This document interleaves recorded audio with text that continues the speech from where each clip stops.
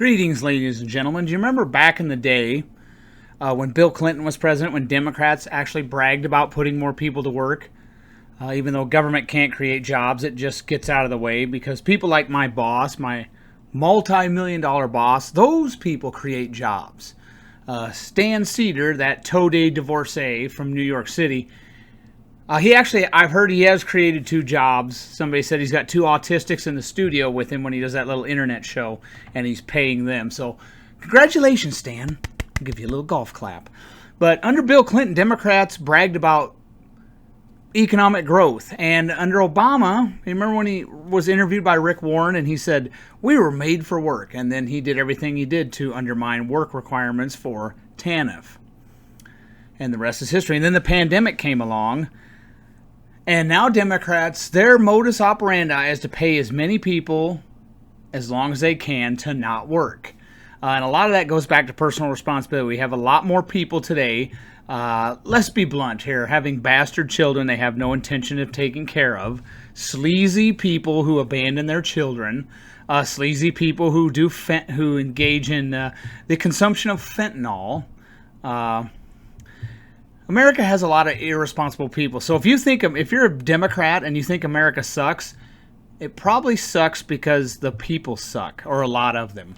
Why is Haiti always poor? Why is Syria always poor? Why are these countries that you can think of always poor? A lot of it's because the people not all the time, but a lot of countries, when they slip into things like what happened in Nazi Germany, they allow themselves to be steamrolled. So, and when you just sit there and say, yeah, I'll let the government take care of me, don't be surprised when they steamroll you when you don't get in line with everything. So, with that in mind, what Sam Seder wants to do, and I've heard, Stan, if you're listening to this, and I know you have watched some of my videos, old man, are you paying your wife, your ex-wife, or is she paying you? I'm not sure. Which was it? So you know what I mean when I say paying people not to work. Stan understands that a little bit. But at least Stan has a job. That's one thing I'll give Stan credit for. I mean, he doesn't have much of a job. He's on MSNBC for like 10 minutes a day, and then he does an internet show, and then he gets on Twitter. And if he spent less time obsessing over Dave Rubin and spent a little more time concentrating on his failing marriage, well, yeah, the rest is history. Anyway, see the link I provide underneath the video where I've got all this data, and I'll just cover this real quick. It took me a lot of work to get it all together, and I had to check and recheck because that's the way I am. The states, when I say non-lockdowns, here's the states I mean. Iowa, Utah, Nebraska, North Dakota, South Dakota, Arkansas, Wyoming. These 7 states that never had a shelter-in-place or stay-at-home order. Those are the non-lockdowns. What the lockdowns are, when I say lockdowns, I mean New York, New Jersey, Connecticut, Massachusetts, D.C., Rhode Island, entities clustered up in the Northeast that engaged in crippling lockdowns and wrecked their already flaccid economies. So here we go. For the non-lockdowns, continued claims per 100,000 non-farm jobs, and I had 3 time frames, week ending March 10th, 2018 to March 9th, 2019, week ending March 16th, 2019 to March 14th, 2020, and week ending March 21st, 2020 to March 20th, 2021. In the first 2 time frames, the 2-year average for continued claims per 100,000 non-farm jobs, so this is just for population. In the non-lockdowns, continued claims per 100,000 non-farm jobs, 2-year average prior to the pandemic, 722 continued unemployment claims per 100,000 non-farm jobs. 722. Now, in the time frame March 21st, 2020 to March 20th, 2021, continued claims per 100,000 non-farm jobs rose to 3,637. That equals a 503.74 increase from the baseline established above. Keep that in mind. Now let's run the exact same numbers for the lockdowns.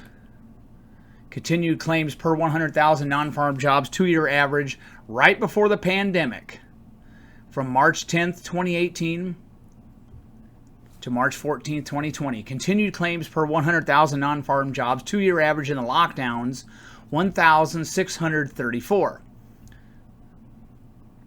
That's 226% higher than the average in the non-lockdowns prior to the pandemic beginning. 722 versus 1,634.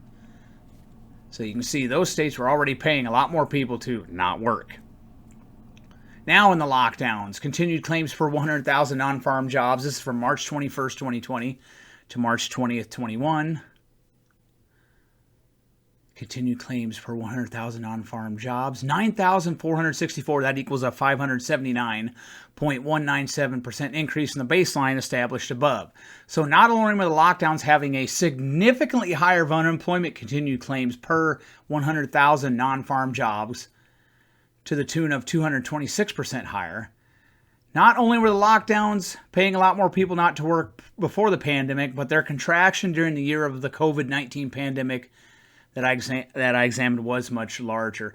And all that said, last time I checked, the lockdowns had death rates more than 70% higher than the non-lockdowns. So they wrecked their economies. They caused people to become addicts because they went crazy with cabin fever. They caused more suicides, more people to put off treatments at the doctor because they were scared to death. So how many more people are going to die because of the lockdowns? And their death rates are still about 70% higher. It's just, well, if it wasn't serious, it would be funny. So people like Sam Seder, this is why they want a whole bunch of people coming over the border that can hardly read their own language, let alone learn English and graduate high school. The Democrat Party is turned into the, let's see how many people we can pay not to work. Let's see how many people we can bring in. How many migrants, because the people stealing away over the border aren't engineers. They're not a bunch of engineers. Most of them will drop out of high school. A lot of them, I should say, not necessarily most. But that's what they want to do. And you can see it in these Democrat cities that are disintegrating, where you've got people killing people in droves, chronic absenteeism from school.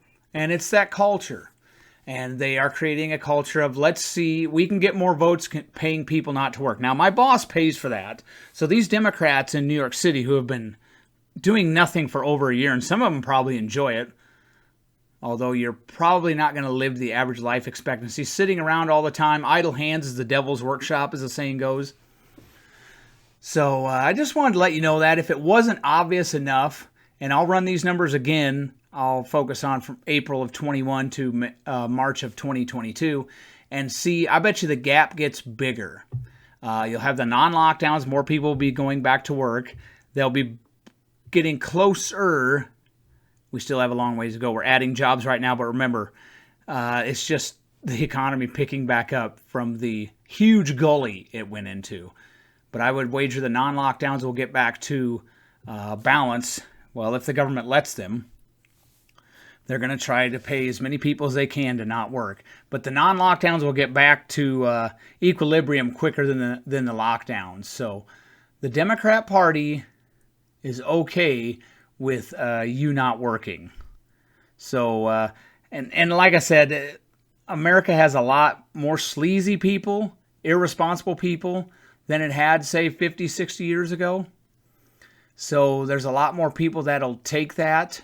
I'll take that deal. You can pay, I mean, I'll be poor, but I'll get paid not to do anything. So, yeah, the Democrats have gone from the party of Bill Clinton where, yeah, look at all the economic growth to the party of let's pay you not to work. And the weird thing is even Sam Seder won't take that deal. I mean, he's got some huge problems, but even he still waddles over to his chair and sits in his little Han chair, bloviating in front of a microphone for hours every day. So, I mean, if he can go to work, then the rest of you should actually go to work. But just don't do the marriage thing like Stan does, because he's not very good at that.